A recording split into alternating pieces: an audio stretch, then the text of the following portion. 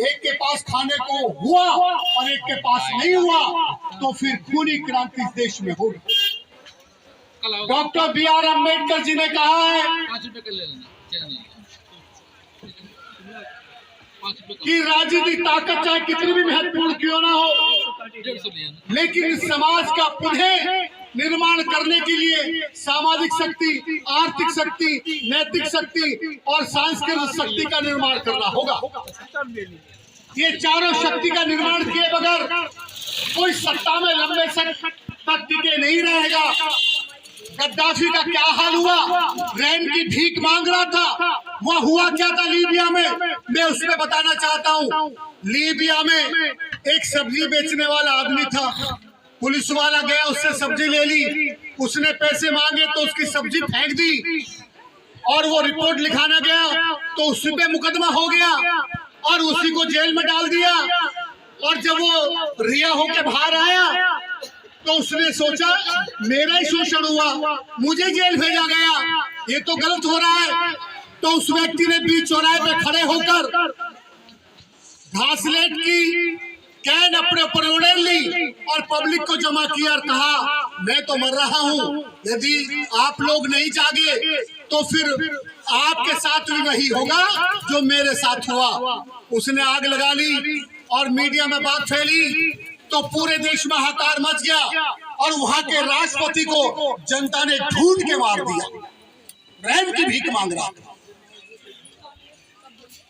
ठीक इसी तरह से वो वक्त दूर नहीं है, जिस दिन जनता जागेगी ना तो सत्ता के लालची कुत्तों को छुपने को जगह नहीं मिलेगी। वो तो मिर्गा फांसी लगा के उसने ऐसे जगाया, मैं मरूंगा नहीं फांसी लगा के। बेशक इस देश की गवर्नमेंट मुझे जेल में डाल दे, कोई फर्क नहीं पड़ता, मैं जेल में भी जगाऊंगा, क्योंकि मैं जानता हूं नेल्सन मंडेला का इतिहास। डॉक्टर नेल्सन मंडेला दक्षिण अफ्रीका के राष्ट्रपति थे।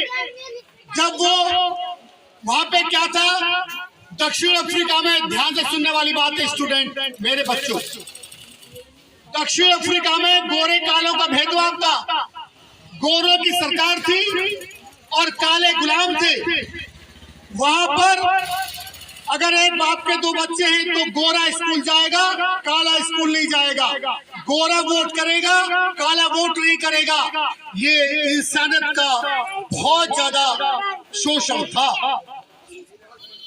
तो बड़ी मुश्किल से संघर्ष करके नेल्सन मंडेला के परिवार ने आंदोलन किया।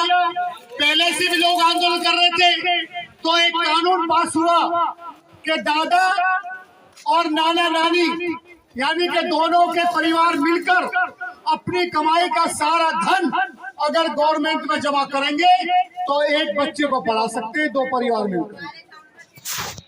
ये कानून पास हुआ तो नेल्सन मंडेला के परिवार ने मिलकर, दोनों ने नेल्सन मंडेला को पढ़ाया और जब वो वकील बने तो उन्होंने अपने परिवार से पूछा, पिताजी से पूछा, पिताजी आप क्यों नहीं पढ़े?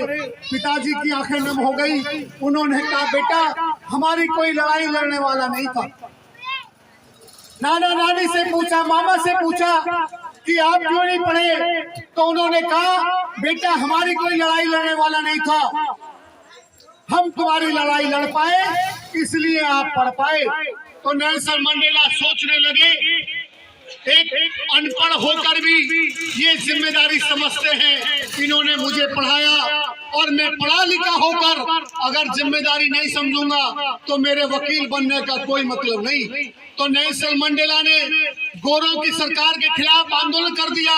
उन्होंने तय किया जो अधिकार मुझको मेरे पूर्वजों ने दिया, ये अधिकार मैं पूरे देश के बच्चों को दिलाऊंगा।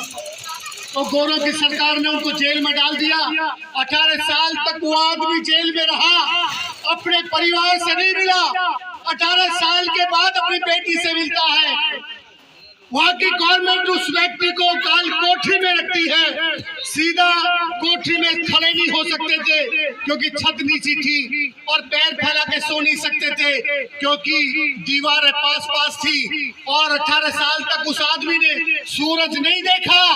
और उसने पानी मांगा तो गोरों ने उसे पेशाब पिलाने के लिए दे दिया, ले पी ले।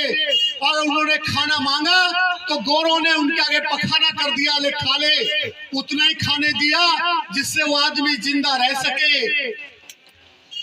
लेकिन बड़े संघर्ष के बाद उस आदमी ने कहा, अरे मुझे कम से कम लेटर लिखने का, पत्राचार का तो अधिकार दे दो। बड़े संघर्ष के बाद जब इंटरनेशनल दबाव पड़ा तो नेल्सन मंडेला को पत्राचार करने का अवसर मिला। जब उनके पत्र अखबारों में छपे, पत्रिकाओं में छपे, तो आप जैसे लोग जागरूक होते गए और आंदोलन खड़ा होता गया। उनके आंदोलन में कुछ गोरे भी शामिल होने लगे, अरे ये तो गलत हो रहा है। और 24 साल गुजर गए। 24 साल के बाद गोरों के जज ने, वहाँ के कोर्ट ने ये तय किया कि हम नेल्सन मंडेला को छोड़ देंगे। और जब नेल्सन मंडेला को छोड़ने के लिए वहाँ की जज तैयार हो गए तो कटघरे में नेल्सन मंडेला खड़े थे। एक जज ने कहा, क्या आप अपने बचाव पक्ष में कुछ कहोगे? तो नेल्सन मंडेला सर झुका के खड़े रहे। दूसरे जज ने कहा, आप अपने बचाव पक्ष में कुछ कहेंगे? तो भी चुप रहे। तीसरे जज ने ऊंची आवाज में कहा, अरे अपने बचाव पक्ष में कुछ कहते क्यों नहीं? फिर भी चुप रहे। तीनों जज चिल्ला पड़े। उन्होंने चीख कर कहा, क्योंकि वो तय करके आए थे हम इस इंसान को छोड़ देंगे। तो तीनों जज ने गुस्से में कहा, अरे तुम कुछ कहते क्यों नहीं? तो नेल्सन मंडेला ने सर उठाकर कहा, जहाँ गोरों की सरकार हो और गोरे जज हो, वहाँ मुझे न्याय की उम्मीद नहीं है। तो मैं अपना पक्ष रखना जरूरी नहीं समझता। अगर मुझे रिहा करना चाहते हो तो मेरी शर्तों पर रिहा कीजिए। जिस गुनाह के लिए आपने मुझे जेल में डाला है, मैं बाहर जाके वही काम करूंगा। तो मुझे आप रिहा करें, वरना मैं जेल में जाना पसंद करूंगा। तो वो उनको अधिकार नहीं मिला, वापस जेल चले गए। इस बात को फिर 27 साल गुजर गए, लेकिन पूरे देश में आंदोलन हो गया। सरकार के खिलाफ पूरी जनता हो गई और सरकार को लगा ये जनता हमें गला घोट के मार देगी। तो सरकार ने जनता का आंदोलन रोका, निवेदन किया, जिस व्यक्ति के लिए आप आंदोलन कर रहे हो उस व्यक्ति को हम जेल से रिहा कर देंगे, और रिहाई नहीं करेंगे, हम उस व्यक्ति को राष्ट्रपति बनाएंगे। डॉक्टर नेल्सन मंडेला राष्ट्रपति बने। जब ये बात पता लगी तो लाखों लोग उनको देखने के लिए इकट्ठे हो गए।